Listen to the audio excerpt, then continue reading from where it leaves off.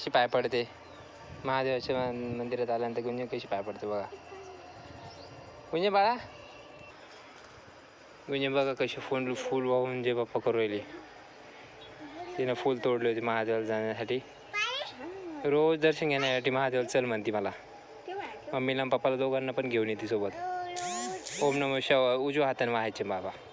बाळा पाय पड बाळा, पाय पड असे. दाखव मला पाय पडून.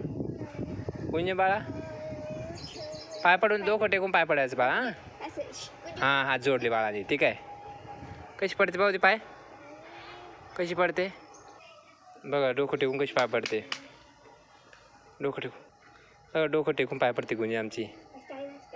हे बा गुंजन आणि गुंजनची मम्मीसुद्धा आलेली आहे दर्शन घ्यायला आणि मी सुद्धा आलेलो आहे. आता दर्शन घेतलेलं आहे गुंजनच्या मम्मीनं आणि गुंजननं सुद्धा.